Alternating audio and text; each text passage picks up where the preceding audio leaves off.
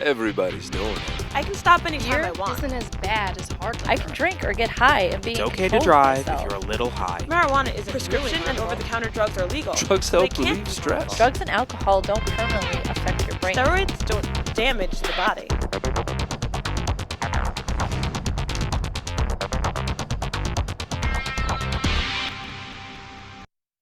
You've probably heard people say some of these things.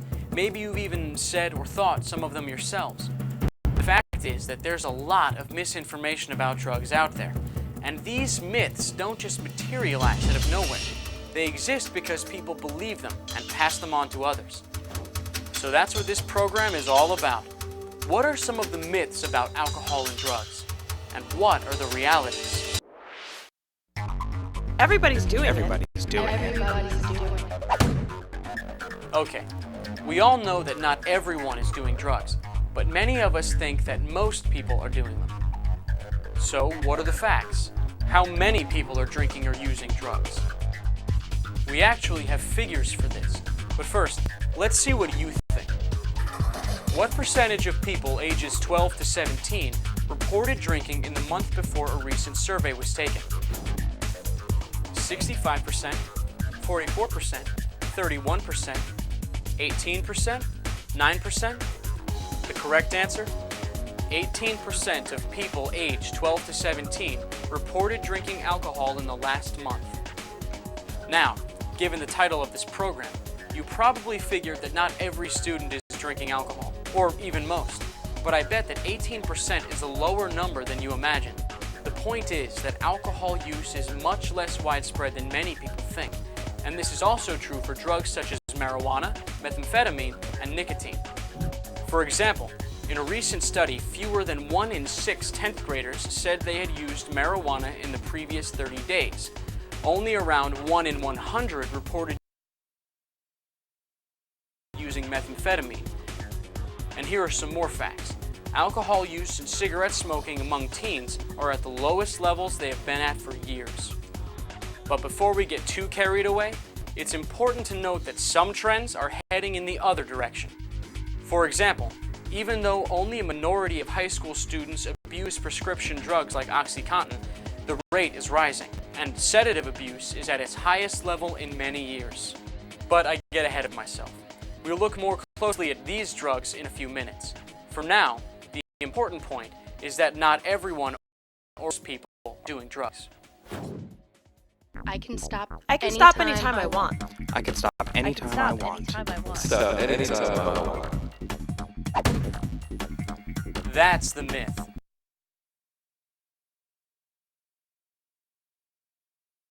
Here's the reality. First thing I had to do was admit that I'm powerless over it, because when I try to beat it myself, I can't do it. I used to think when I was out there using, I don't need help, I can quit on my own. Oh, I'm gonna quit using drugs next week. It doesn't happen like that. When a person first uses a drug, that's a voluntary decision. However, people who continue to use drugs like marijuana or meth or cocaine quickly find it harder and harder to experience the same highs they felt when they first used. With continued drug use, the risk of becoming physically dependent on the drug increases dramatically. It's not something you do to enjoy anymore. It's something that your body needs. It made me help me function, because I had to have it, because otherwise my body would go in withdrawal from it. Continued drug use may not only cause a physical dependency on the drug, it often causes major changes in behavior. Drug use becomes central to a user's life. At some point, what started out as voluntary use becomes involuntary and compulsive. The user has become an addict. The craving for a drug is so strong that most recovering addicts will tell you that they couldn't have gotten into treatment by themselves. Once I started using meth, I'd say for me personally it was impossible to stop. I would not have stopped unless I was arrested like I was. Do all drug users become addicts? No. But it's nearly impossible to predict who will and who will not. I didn't start marijuana thinking I was ever going to get addicted to it now. No, I didn't know I was going to get addicted to drugs. Know that you could get that addicted to it. I didn't even know what addiction was. The power of the drugs is just way too strong for anybody to quit on their own. beer isn't as bad as Beer hard isn't liquor. as bad as hard liquor. Beer isn't as bad as hard liquor. That's the myth. This is the reality. Alcohol is alcohol is alcohol, no matter where or how you get it. A bottle of beer has the same amount of alcohol as a glass of wine or a shot of hard liquor. Your blood alcohol content is what really determines how drunk you are, not the kind of drink you selected. If your blood alcohol level is 0.08, you're going to be really drunk, no matter whether you got that way by drinking a few cans of beer or downing some wine. Here are some more facts. Alcohol, primarily beer, is linked to the top 3 causes of teen death: traffic crashes, murder, and suicide. In fact, alcohol kills more young people than cocaine, heroin, and every other illegal drug combined. 18 million Americans are addicted to alcohol or have alcohol abuse issues. Alcohol is the #1 drug problem of today's youth. I can drink or get high and be in control of I can drink. myself. I can get high and be in control. Alcohol and drugs impair judgment, and when your judgment is impaired, you're no longer in control. At the very least, you risk making a fool of yourself. But when you're high, you risk much more serious consequences, including unprotected sex and aggressive, even criminal behavior. I would lash out, I became violent, very aggressive. I always thought I was in control when I was high, and I learned after I got sober that I wasn't in control. There is also another part to this myth, the idea that you can sober up quickly. The reality is that it's not so easy. Alcohol is metabolized through the liver, and the liver can metabolize about 1/8 of an ounce of alcohol an hour. And it doesn't matter if you take a cold shower, if you jog a mile, if you drink a ton of coffee, none of those things work. You may have a more alert drunk, but there's still the physical impairment and the individual is still drunk. Time is the only thing that helps a person sober up. There are serious risks to thinking that you can be in control when you simply can't. One of these risks brings us to the next myth. It's okay to drive. It's okay It's okay to drive if you're a little high or have a few drinks. A visit to any hospital emergency room exposes how dangerous this myth is. About half of all fatal car accidents involve alcohol. And drugs such as cocaine, opiates, meth, and particularly marijuana are increasingly playing a role in crashes. My first accident was a really big accident. I hit a dump truck head-on, 55 miles an hour, and I was smoking a bowl of marijuana. My reflexes are off. I could have hurt and hit a lot of people. Here is another fact. Marijuana is the most prevalent illegal drug detected in impaired drivers, fatally injured drivers, and motor vehicle crash victims. And 12.7% of high school seniors reported driving under the influence of marijuana. And this leads to the next myth. Marijuana isn't really harmful. Marijuana isn't really harmful. Marijuana isn't very harmful? I don't think so. Let's start with the short-term effects. In the short term, marijuana affects memory and learning and distorts perceptions. Among other things, this can put you at a serious disadvantage in the classroom. My memory today, I've smoked so much weed that for being 21 years old, my memory just, simple little tasks I forget. Somebody can tell me something 10 minutes later, I won't remember it. When I was in high school, I failed my sophomore and junior years in high school. In addition to putting you at a disadvantage in the classroom, marijuana can affect your performance in sports because it affects motor coordination, reaction time, and perception. Can't smoke weed playing first base. I've dropped balls. I've gotten pegged in the eye with balls before. I had a black eye all from smoking, just being stoned at a baseball game when I was in Little League. Those are some of the short-term effects. But what about the long-term dangers that come with repeated use? We don't know for sure whether marijuana can cause cancer, but we do know that it contains some of the same cancer-causing chemicals that cigarettes contain. We know also that people who smoke marijuana regularly often develop the same kinds of respiratory ailments like coughing and wheezing that regular cigarette smokers develop. People will say, well, I may smoke a joint, but at least I'm not smoking cigarettes.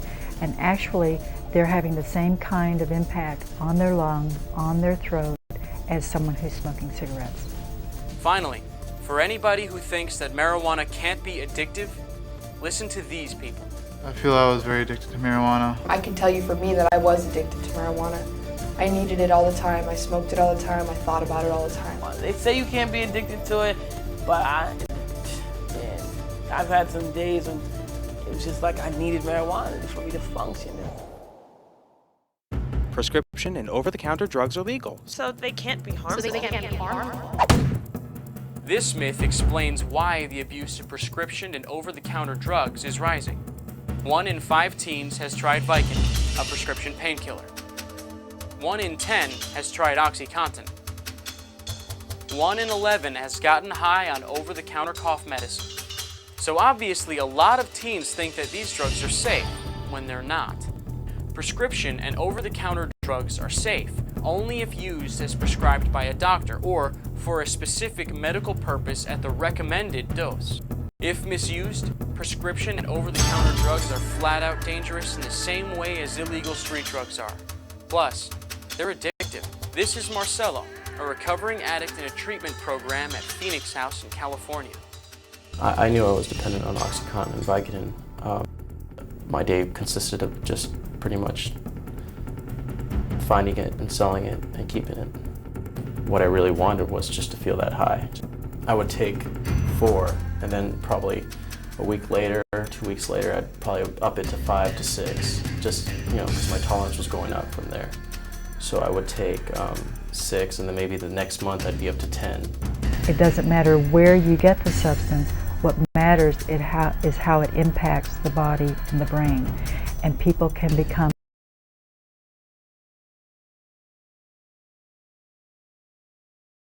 they bought that drug on the street. It's just as dangerous as dope on the streets, I think. But I knew I had to stop. It reached a point where I needed it every day, sometimes twice, 3 times, 4 times. When addicts stop using prescription or over-the-counter drugs, they suffer from severe withdrawal symptoms, including intense restlessness, bone and muscle pain, diarrhea, and vomiting. And these drugs can be dangerous in other ways. Doctors in emergency rooms are facing increasing numbers of people admitted as a result of overdoses. One other thing. When drugs like cough medicines or OxyContin or Vicodin are taken in combination with other drugs or with alcohol, the dangers increase dramatically. I would never want to put my life in danger like that again because I know where that path takes me. Drugs help relieve Drugs stress. they help deal with problems. When I first started using meth, I felt great. After that, it's all downhill. It took my mind off of everything. I mean, I had a lot of family issues going on, so I started smoking weed. People start using drugs for different reasons. For the short term, drugs may help them feel better, more relaxed, or more social. But all the recovering addicts interviewed for this program have at least one thing in common.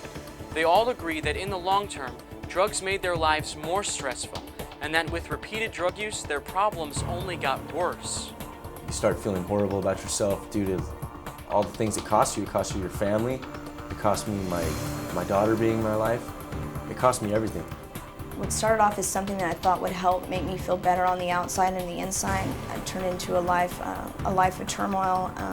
I've been to state prison. It's completely destroyed my family life, myself, my integrity, my morals, my values. I was using crack to avoid reality, to escape from the truth, to escape from myself. And so a lot of times the substance use actually makes whatever problem someone is having worse because of the money, the time, the energy, the effort, the attention that's focused on the substance use rather than dealing with the problems that a person may have in their life.